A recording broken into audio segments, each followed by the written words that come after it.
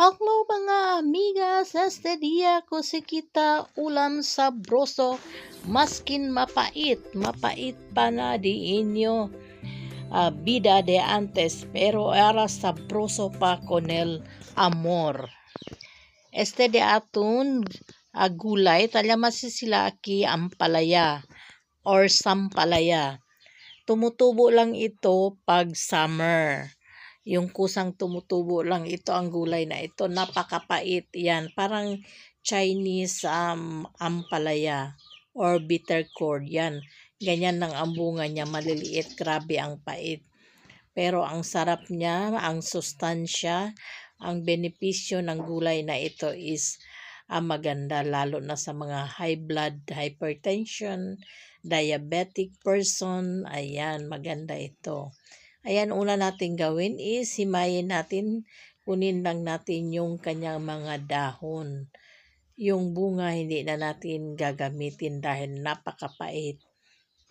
Kahit itong dahon is mapait pero pag natikman nyo, hindi nyo mararamdaman ang pait dahil sa sarap. Lalo na pag nilagyan nyo ng meat or at saka munggo. Ang sarap. Pero ako parang nag-craving ako na ilagay ko sa sardinas. Kaya sardinas ang ihalo ko dito. Ayan. Ito, ayan, tapos na nating nahimay. Maghiwa naman tayo ng kamatis. Sa hindi pa nakasubscribe sa ating channel, just click the subscribe button and notification bell para ma-notify lagi sa ating mga newly uploaded recipe. Ayan, ang buhay probinsya masarap. Dito kahit anong gulay basta hindi lang nakakalason is makakain natin. Ayan, tapos ng kamatis, naghiwa naman tayo ng onion or sibuyas bombay. Then, ang ating garlic, hiwa-hiwain lang natin ng maliliit or kung may garlic kayo na yung mortal and pestle or shredder, pwede nating gamitin.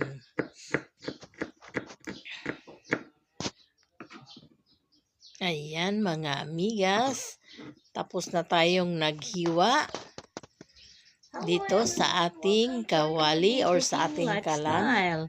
Sa araw na ito, magluluto tayo ng kakaibang ulam. Hello, magluluto tayo ng kakaibang ulam. Tinatawag nating kakaiba dahil ito ay napakapait gaya ng inyong mga nakaraan. Mapait Ayan, pa sa mga iniwan amigas. kayo. Pero pag kinain nyo naman ito, sobrang sarap. Parang nagmamahal sa inyo ngayon. Ayan, dito sa ating kawali, unahin natin ilagay ang ating sibuyas. Ayan, mainit na ang ating mantika or Atin lang oil. igisa hanggang Isintay mag-crunchy natin din. ang ating onion hanggang Isunod mag-crunchy natin din. ang ating bawang. Then, isunod natin ang ating bawang, kamatis. Gisahin lang natin ng kaunti hanggang lumambot. Isay lang natin. At lalabas yung kanyang aroma. Pa ang ating mantika. Ayan, mekos-mekos lang. Gisa-gisa lang natin. Ayan, tutay-tutay lang hanggang lumambot yung ating kamatis. Tapos, ilagay natin ang ating Then, isunod natin 1 can sardines. Sardinas. Diba? Kahit anong ulam, madiskarte lang tayo basta may bigas lang. Okay na yan sa atin. Yan ang discarding Pinoy. Yan, ating imekus-mekus. Lagyan natin ng pampalasa. Tapos maglagay tayo ng pampalasa. Ang ating ating MSG. granules. Ang ating seasoning granules. Ang ating ground black pepper. Ang ating black pepper.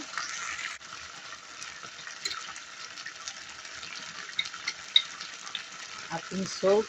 Ating salt. Tapos, lagyan natin ng tubig. Sa lata ng sardines, maglagay tayo ng tubig para makuha natin yung lasa doon. Then natin i-mekos-mekos. Pakuluin lang natin. Ayan, ating hiwa-hiwain ang ating sardines. Itong gulay na ito is tumutubo lang ito pag summer or tag-araw dito Sabi sa nila sa probinsya, pag ganito Pilipinas. ang Hindi mga ko alam ulam kung mo, anong tawag nila yung ito sa tuyo, ibang mga lugar. Dito sardinas, sa Iloilo is ayan, tawag ibig nila nito sabihin isang may pera palaya. pa daw. Pag manok na ang ulam, yung Napakapait wala na lang dahon pera pero dahil napakasarap pag nanghuli na lang kinain. sa backyard. Masustansya sa Ayan, katawan. simmer lang Maraming natin benefit yan ang hanggang sampalaya kumulo. na ito. Ayan. Pagkatapos, ilalagay na natin ang Then natin ating lang halu-haluin. sampalaya dyan. Ayan. Hindi ko lang alam kung anong tawag sa ibang lengguwahe nito, pero Pagkatapos, dito ilagay sa na natin ang Iloilo ating is tinatawag talaga nila sampalaya itong leaves. sampalaya. Ayan, mabilis Gustong lang gusto itong ito ng mga lutuin. tao dito. Dahil Pag dahon lang summer, naman. ang daming Ayan. tumutubo nito sa Tumutubo bukid or ito sa sa mga rice field kabukiran, or palayan. sa O palayan, diba parang sa tabi-tabi. ang gaganda ng Ayan, niya, kusa itong dahon ang tumutubo by lalaki. nature. Pero yung bunga niya talagang Napakapait nito maliliit. pero napakadaming Parang benefits tinatawag ata at nila itong sustansya Chinese ang bitter dahon na gourd. ito. Ayan. Mas mapait pa ito sa Yan, mabilis lang ito amargoso or maluto. sa ampalaya.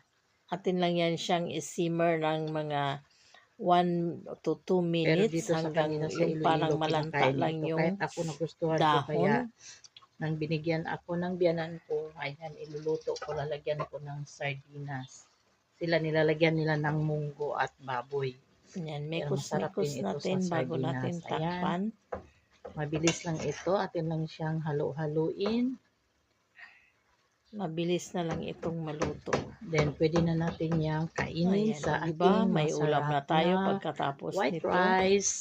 Papakin na At naman. vitamin na naman tayo dahil sa ating masarap Kailangan na natin ulam, kumain ng gulay masustansya pampalakas. at Lalo mabenepisyo na sa yung ating katawan. Ayan. may mga edad na Kahit kailangan ganito talaga lang ng itong gulay. ulam, sapat na ito. Ayan. At least Yung maraming gulay na benefits sa presko, ating masustansya, katawan. Kahit maraming ganito lang yan benepisyo. siya. Ayan. Lutuin Ayan. lang natin Para hindi hanggang tayo magkaroon, para iwas luto sa lang ang sakit. Sabi ating nila, sampalaya. Hindi ito tinatawag na ampalaya, kundi sampalaya ang tawag nila dito. Ewan ko kung anong tawag sa awareness ibang lugar is nito. Kumbaga sa Chinese, daw maganda ito, pag Chinese ampalaya. alaga natin ang Chinese ating bitter katawan. gourd. Ayan, ganyan lang yan. Ayan. Ilang minuto, Ganyan pwede lang na yan siya. nating Simmer lang. i-serve ang ating napakasarap, easy at simpleng ulam. Ayan. Yan, after how Simmer many lang minutes? natin. Mga 2 minutes Diba? lang. Kumukulo Yan, na. check natin. Ayan. Ayan, okay na ito. Ayan, luto Pwede na na ang natin ating yan simpleng ulam. Easy ulam. hanguin. Budget ulam. Ayan. Kanina parang ang dami-dami ng Pwede ating na dahon, natin pero pag nalanta na siya or pagsalo-saluhan. Kahit ganito naluto lang na ito. siya is Pero masarap.